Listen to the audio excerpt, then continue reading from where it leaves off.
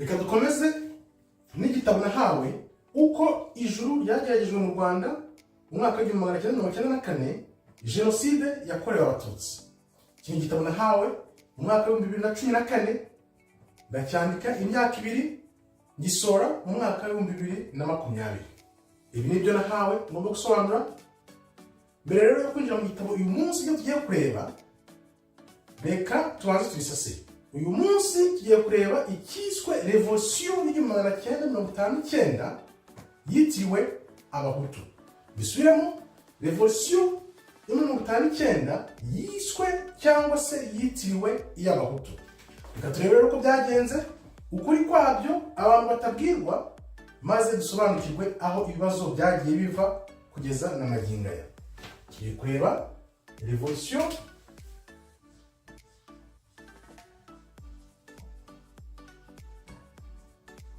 y'igihumbi 1959 yiswe cyangwa se yitiriwe Abahutu.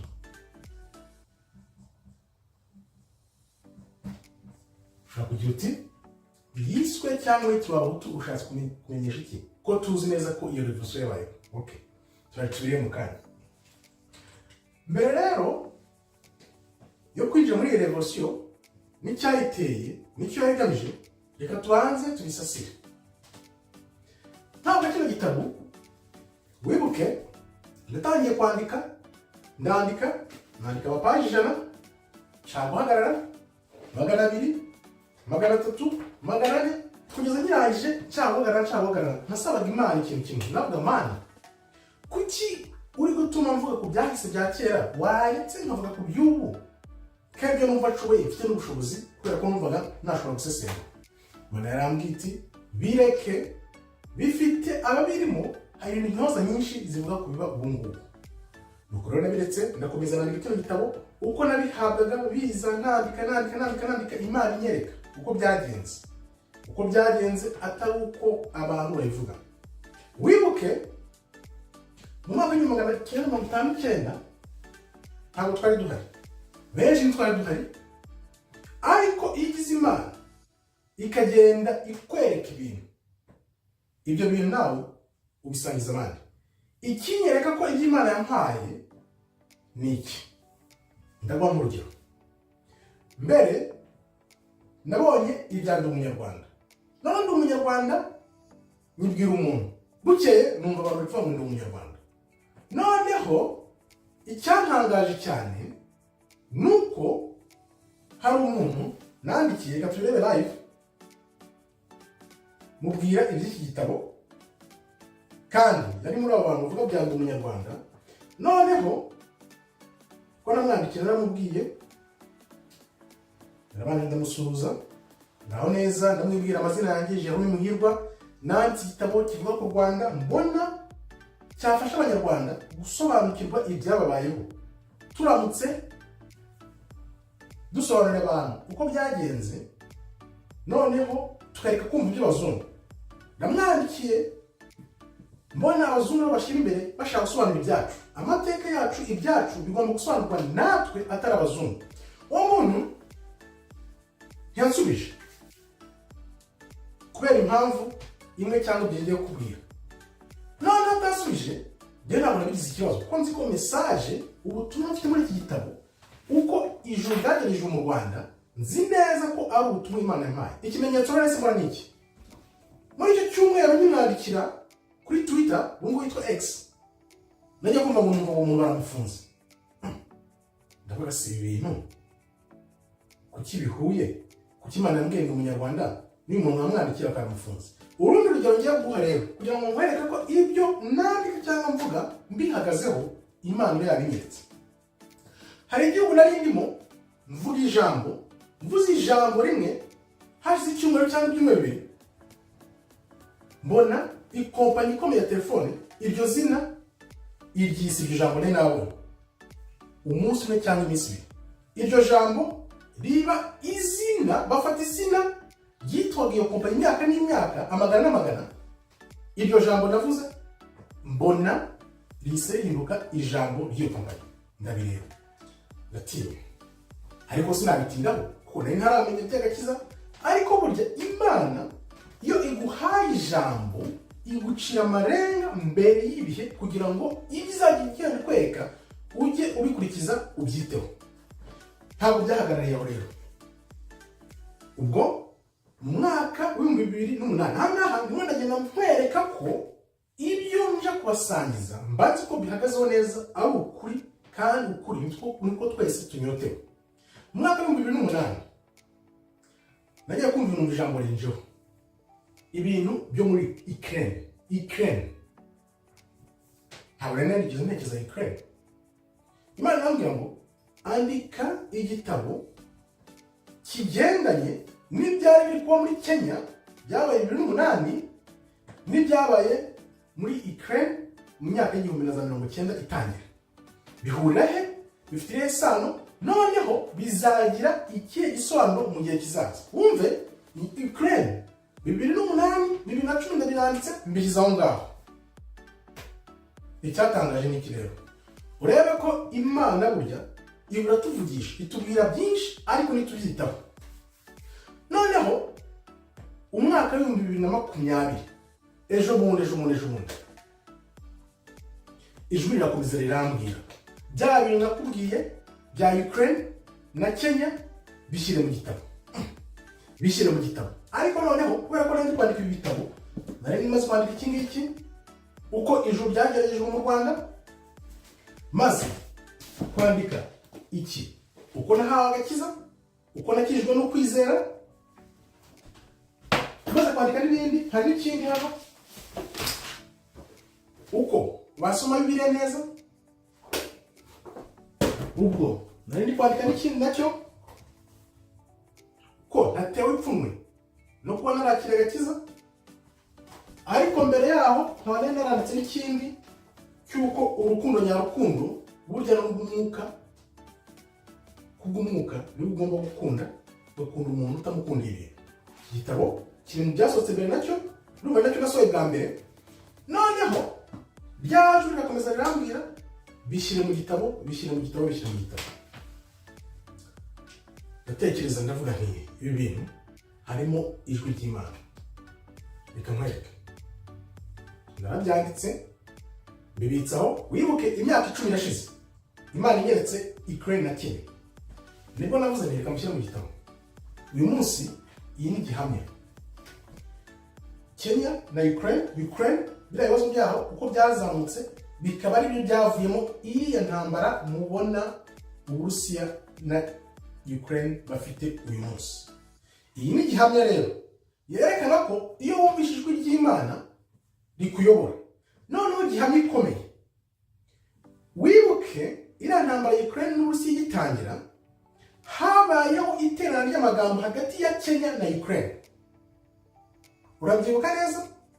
Reka mbigusubiremo. Hari umwambasaderi wa Kenya wateranye amagambo na Ukraine kubera iriya ntambara. None nese nibaza Kenya Ukraine. Nese mvuga Imana irakomeye. Ndagushimira rero kuba ufashe umwanya wawe kugira ngo tubanze dusasire ibyo tugiye kuvuga. Nkwereke ko ngiye byo mvuga mba mbihagazeho kandi nzi ko ari ukuri kuzabuhora abantu benshi. Kenya Ukraine, wibuke amagambo bateranye intambara igitangira. Subira inyuma urebe aho ushakisha hose. Ntabwo nabikurikiye neza ko ndabizi neza ko ibyo byabayeho. Kenya na Ukraine baterana amagambo cyane. None wongere wumve icyo bahuriyeho hano nari kureba. Nanone nicyo bateraniyeho amagambo bigaragaza ko iby'Imana yanyeretse mu bishyira mu gitabo. Kuba narayumviye nabishyira mu gitabo ni gihamya ko iby'Imana mpaye biba ari ukuri kutavangiye. Katurebe rero tugiye kwinjira muri revolution y'1959 yitiriwe cyangwa se yiswe iy'abahutu. Byagenze gute? Reka turebe. Ese nk'Abanyarwanda tutarebye ibindi bihugu byo hanze, amateka yacu nk'Abanyarwanda hari n'umwe atera ishema? Hari n'umwe amateka yacu atera ishema? Amateka yacu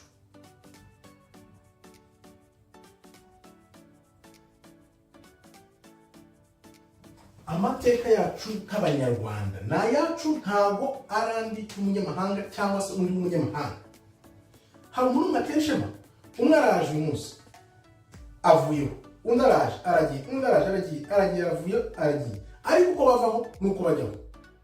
Ese ni amateka atunejeje nk'abanyarwanda? Hari urugero njye ntanga, abantu benshi baseka. Buriya iyo urebye neza ugasesengura, usanga abarundi baradusize. Kuko abarundi bamaze kumva ko ikibazo cyabo bafite ari ikibazo cy'amoko. Bagishoca gute? Nubwo bitaratungana cyane, ariko byo byibuze hari intambwe bateye yo kumva ko icyo kibazo bagifite.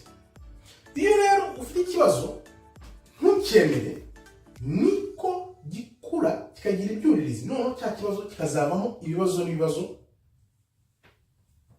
Urugero dufata jenoside yakorewe abatutsi mu 1994. Iriya jenoside yashobotse ite? Byagenze gute? Kuki u Rwanda?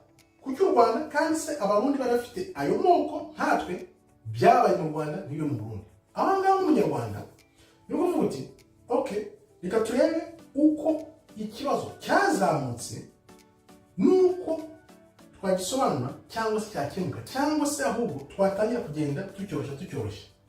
Uko rero niko abantu bagomba kuganira, nta kubyaryana cyangwa se bamwe babona ubwibone n'ubwikunde cyangwa se amacenga n'ibindi. Ukuri niko kugomba kuza hanze kukabwirwa abantu kugira ngo abantu bahindure imyumvire. Ibaze nawe, hari ikintu cyitwa idini. Idini hakaba umuzungu. Ibyo ni ibintu bibiri bigendana, idini n'umuzungu.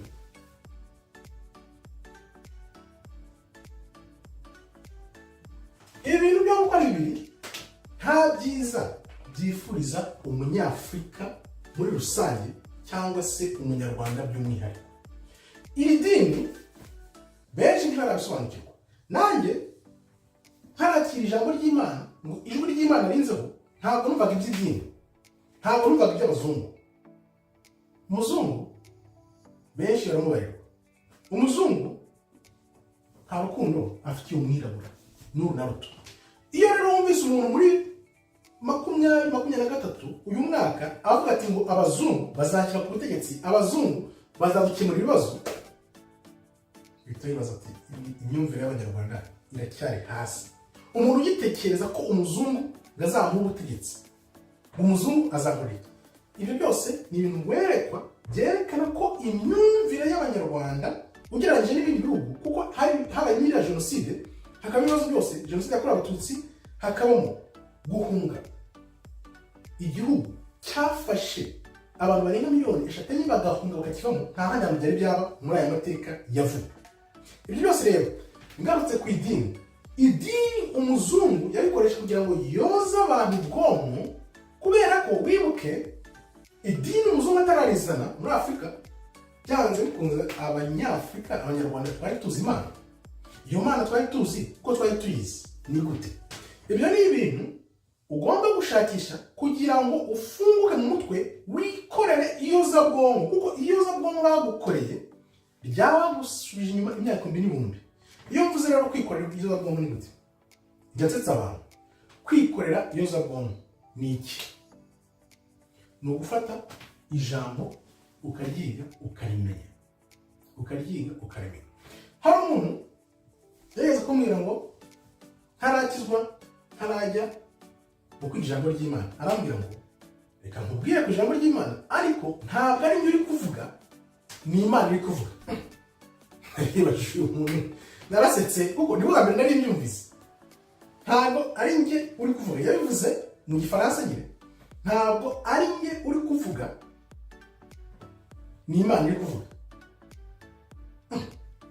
Ndamureba, ndamwitegereza, ndavuga uyu muntu yigize Imana. Kumbi ntabwo nari nakamenya ko Imana ishobora kuguha ijambo cyangwa Imana ikaguhishura ibintu, noneho ibyo bintu akaba ari byo byigaragaza, noneho nawe wabigenderaho ugasobanukirwa nyine, maze gusoma ijambo nibwo nabyumvise. Reka rero ntabatindiye, noneho dutangire turebe revolution yo mu 1959, revolution yiswe cyangwa yitiriwe y'abahutu yagenze ite, yatewe n'iki, ese tuyisobanura gute mu kuri nyakuri.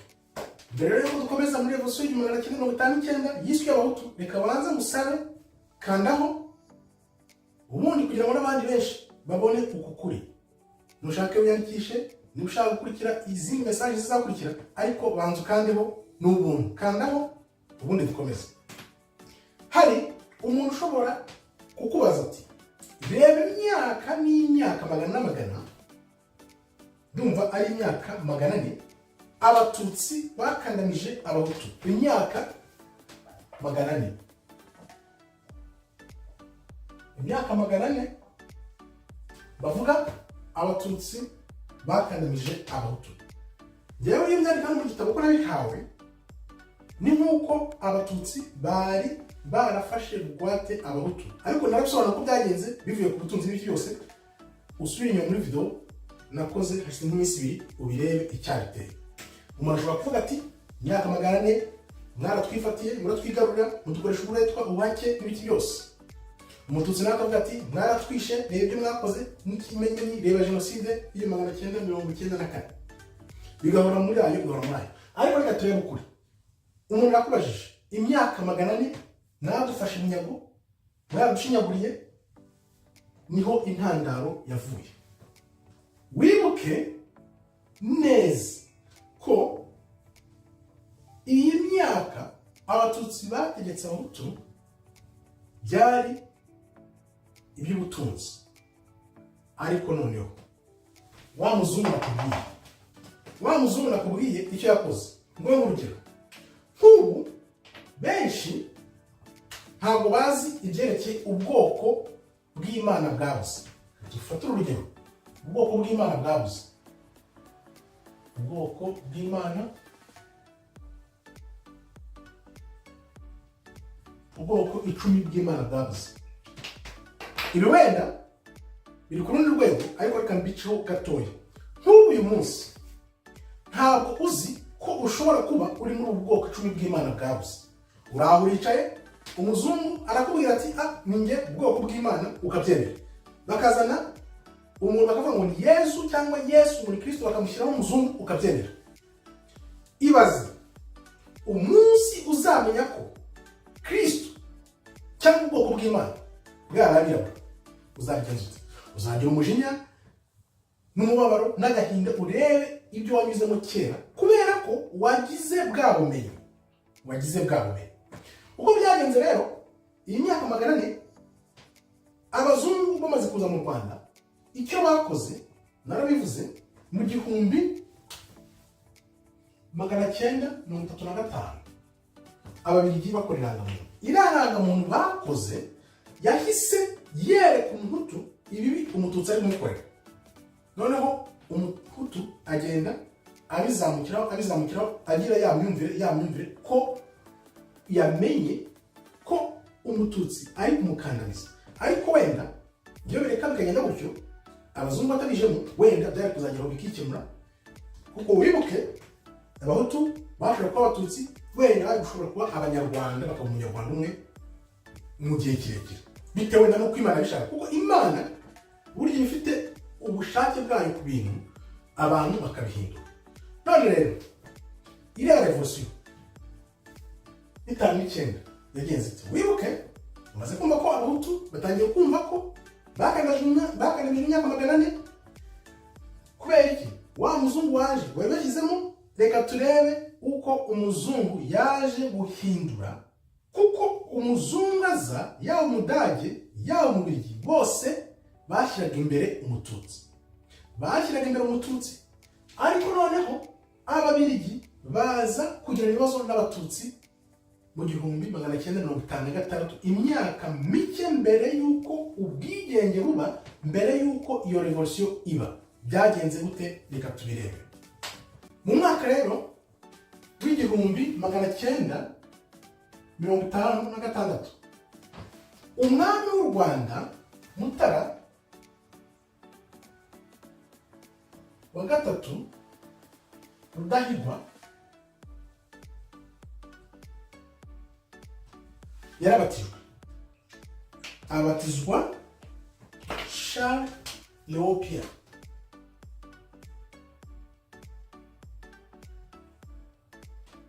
Léon Pierre. Ahita aba umugatolika. Umugatolika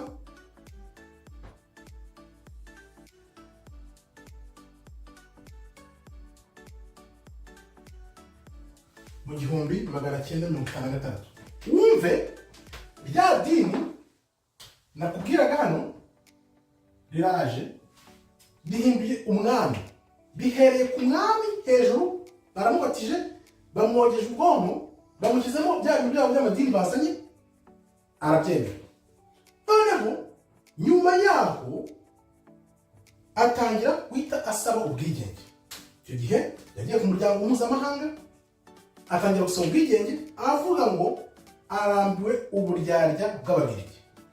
Rudahigwa rero yarakomeje igitutu Ababiligi, arababwira muduhe ubwigenge. Nuko ku itariki ya 25 z'ukwa karindwi 1959 ajya i Burundi,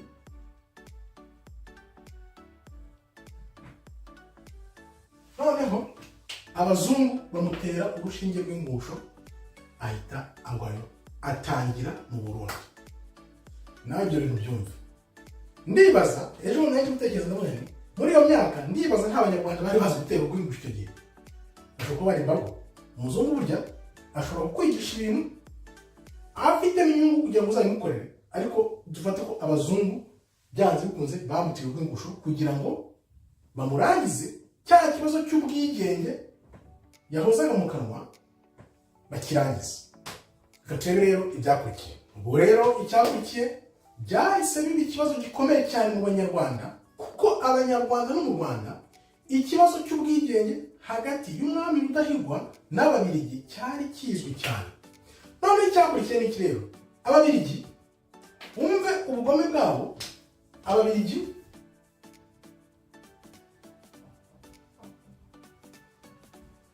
bahise bavuga ko Abatutsi bishe umwami wabo, ko bakwiye kwicwa. Byumve, ibuka cya kibazo cy'amoko, indangamuntu yaje, umwami atangiye gusaba ubwigenge, kandi noneho bashaka kwirukana Ababiligi. Noneho Ababiligi bararebye babona ko ari ikibazo. Niyo mpamvu bahise batangira gushyira Abahutu imbere, bahindura ya myumvire y'ukuntu bafashaga Umututsi, bahita bajya gufasha Abahutu, ariko bafashe bakayimana mu mutwe, barabazamura, babashyiramo ingengabitekerezo z'ukuntu bagomba kwipakura Umututsi kwenya imyaka. Noneho barashyuha nyine, urumva niba umuntu akwigisha, urumva byafashe igihe kugira ngo bahindure, kuko bakoranaga n'Abatutsi. Ababiligi bumvaga ko Umututsi ari umuntu bazakoresha. Kurikira amateka ugende ubisome urebe. Noneho batangiye kubasaba ubwigenge. Wibuke iriya myaka muri Afurika hose ibihugu byasaba ubwigenge, byafataga ubwigenge. Noneho umwami abibonye aravuga ati muduhe ubwigenge, aribwo yajya kujya mu muryango mpuzamahanga asaba ubwigenge. Noneho bamurangiza he? I Burundi, bamukubise urw'ingusho, kandi mwaragiyeyo nta n'igicurane arwaye. Ubwo rero reka turebe Ababiligi bamaze guhindukira, bateye umugongo Abatutsi, bahindukiye ku Bahutu. Ni ukuvuga ngo iyo revolution ntabwo ari na revolution, kuko urumva ko Ababiligi batabishaka. Ababiligi bavuga bati okay, reka dukomeze tugoragoze wenda Abatutsi. Nubwo wenda bane bose biranga, ariko bahise bimika Abahutu. Byanze bikunze umuzungu arabanza akareba, uyu muntu tumaranye igihe niwe tuziranye, niwe dukorana neza, ntabwo twahita tuzana mu ndi. Niyo mpamvu ubona n'abayobozi muri Afurika batindaho cyane, kuko bafitanye izo nyungu n'abazungu barengera zabo. Bivuze ngo rero hano Ababiligi bamaze kubona ko binaniranye, nta hantu nyine bazongera guhura n'Abatutsi. Niyo mpamvu bavuze bati okay, ntabwo ntituhava. Aricyo urugero nagiye kuguha ruri hagati y'ibiri kuba muri Niger na Nigeria, ibyo abazungu bashatse gukora. Biriya ni ibintu bitabaho. Ni gute ushobora guhanganisha abantu b'Abanyafurika, Nigeria na Niger? Abafaransa bagiye kubikora. Imana twagize ni uko ubu hari internet, abantu bose bashobora kureba ibiba bagashungura. Naho iyo hataza kuba hari internet, ibaze iyo haza kuba mu myaka za 80 cyangwa 90, ubu Nigeria byari byaramaranye. Abazungu rero babigenjeje ababirigi nabo baravuze bati abatutsi katwere katuzamura abahutu tubereka ko bakazanye mu myaka 400, noneho twebwe tubijya inyuma wumve tubyitirire abahutu kuko umuzungu akora, umuzungu ntaga kurwanya direct. Urugero rwa Nigeria na Nigeria mwese murabona nuko abantu bakomakomye bakavuga bati have udakora ishyano babwira Nigeria. Naho ubundi yo bize ko ari imyaka ya kera, ubu ngubu intambara ibirimbaje no kubabirigi rero niko babigenjeje, bakoresheje umuhutu kubera ko noneho bazi ko bamaze gukongeza y'amoko mu irangamuntu, noneho bajya inyuma y'umuhutu baramusunika bafite gahunda y'igihe kirekire, kandi none ingaruka byavuyemo ibyo bita za revolution 1959 ni jenoside yakorewe abatutsi mu 1994 birigaragaza, kubera ko abari babiri inyuma nyine baragabanyije kugira ngo bayobore icyo bashaka cyo ni ukuguma hariya kugira ngo basigasire inyungu zabo. Mwakwicara mwamarana ntacyo byari bibabwiye, ngira ngo ubisobanukiwe wenda n'uwahunze akajya mu mashyamba cyangwa se akajya hehe akaba ameneshwe n'amagingano. Kubera iki? Kubera ko abona ko ikibazo kiri hagati y'umutu n'umututsi, niko abantu benshi babibona, ahubwo ntibabone ikibazo kiri hagati y'umunyarwanda n'umuzungu. Abantu bagize gutya bakumva bakavuga ati abahutu n'abatutsi turi abanyarwanda twese, reka turabe igihugu turebe uko ibibazo byagenze, noneho twumvikane twivuna umwanzi, kuko umwanzi wacu ninde? Ni umuzungu. Niko abantu bazaboka, nicyo dukeneye kugira ngo abantu babanze bumve bivane n'iby'abazungu. Umuzungu aho mubonye wese iruka niba kwinjira mu gihugu kugira ngo akwereke uko igihugu kiyobora, cyangwa se akubwira ati ndagukunze, ntabwo aba agukunze. Ibibazo byose abantu bafite mu Rwanda ni abazungu babiri inyuma. Iyo revolution rero ya 59 mu by'ukuri ntabwo ari iy'abahutu, ahubwo ni umubirigi wivunnye umututsi anyuze mu muhutu. Urabyumva? Ibyakurikiye ni amateka, reka turebe. Ubwo rero byarakomeje inzika ababirigi bari bafite abatutsi bahise babagirira inzika. Umuzungu yakugira inzika arayibika akayibika n'imyaka 100. Umuzungu ashobora kubika inzika imyaka 100 agutegereje gusa. Urumva bahise bagirira inzika abatutsi, nubwo Kigeli gatandagirwa yimye asimbe mukuru we, ntabwo babirekeye aho ngaho, kuko Kigeli yindurwa nawe yakomeje ya myumvire yamukuru yo gusaba ubwigenge, yakomeje asunika asaba ubwigenge. Noneho yanzika izamuka, imaze kuzamuka niko bahise bafata bakayibanda bambona umutwe n'andi bose babanyuramo kugira ngo bace ubwami, aribwo Kigeli nawe bahise bamumenesha mu 1961. Kigeli wa gatanu ndahindurwa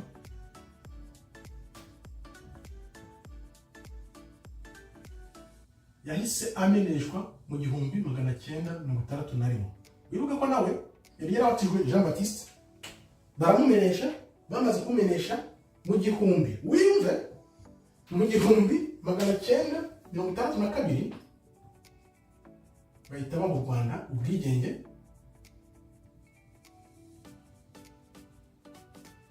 U Rwanda ruhita rubona ubwigenge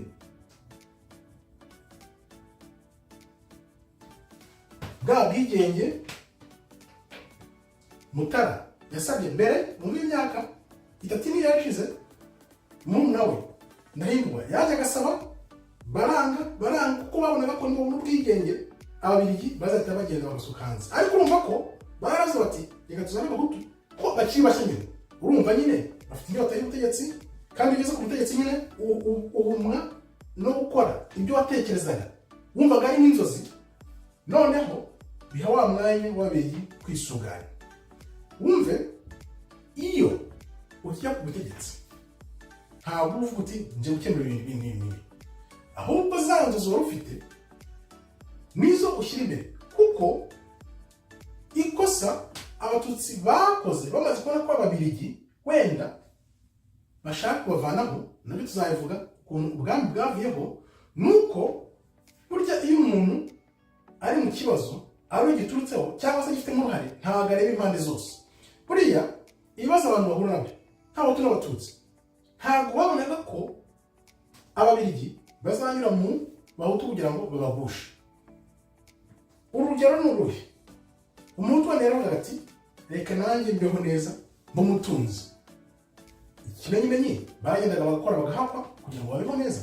Urumva iyo ubwo butunzi wenda busaranganywa byiza birushijeho, nta hantu umubirigi yajyaga kumenera. Urumva umubirigi yari azi igihugu neza mu mpande zose, yari azi uko abatutsi batekereza, uko abahutu batekereza, ibyo batunze, ibyo babona, uko babona ibintu byahinduka, uko byagenda neza. Urumva ko buryo umubirigi yagira urukundo rw'abanyarwanda yarivuga ati okay, abatutsi twabashyize imbere, twarabatanishije, abahutu bagiye muri imyaka n'amagana, none nubwo ariko bagenda bonaho duke duke, reka turebe ukuntu twabahuza. Iyo umuzungu ashaka ko abahutu n'abatutsi ikibazo kirangira umubiri yaba yakundaga abanyarwanda, ntabwo nari gusema utarikenda agomba kuba bo, kuko muri iriya myaka ndibaza abazungu bari bubashywe batinyitse. Iyo bavuga bati mukora ibintu ubumwe, bahita baca ibintu by'amoko. Ntabwo uyu munsi tuba tuvuga abahutu n'abatutsi, ariko se umuzungu idini rye ryari rifite iyihe gahunda y'imyaka 100 kugeza n'amagingo ye? Ni ukugira ngo bigarure umwirabura ntazasobanukirwe na rimwe, ariko tuzi ko Imana yaduhaye isezerano ko ubutwari Afurika bayatse tuzongera tukabusubirana. Nuko rero revolution yagenze, bamwe bita ngo ni abahutu 59, ahubwo byari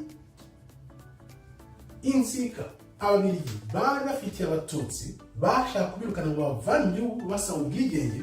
Noneho banyura mu muhutu baramukoresha, bamwitiriwe revolution. Mu by'ukuri ni nka kudeta. Ubwami bw'u Rwanda bwakorewe n'ikimenyimenyi bwahise buvaho buragenda, ibisigaye ni amateka.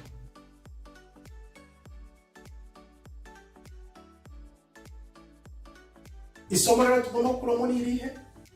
Icya mbere, idini ifashe hasi, ushaka Imana ku bwawe, usome ijambo ry'Imana ubwawe, uve mu by'amadini, kuko n'iki gitabo ufite iyo ugisomye udafite ya myumvire y'abazungu uhita ubona ukuri. Imana irahari, ishake, ikwiyereke, iguhe ukuri nyakuri, uve mu by'amadini y'abazungu n'abagatolika, kuko ushobora gusanga n'iryo dini rikora satani wita ngo rikorera Imana utarizi. Icya kabiri, fasha umuzungu hasi, kuko umuzungu ikimugenza aho agenda hose ni ukugabanya abantu no kubucamo ibice no guteza intambara. Nta kindi umuzungu aba agamije mu bihugu byacu, ni intambara no gusenya no gusahura. Ikimenyimenyi nongere ntange rwa rugero rwa Niger na Nigeria, abafaransa iyo bagiye gukora turabizi.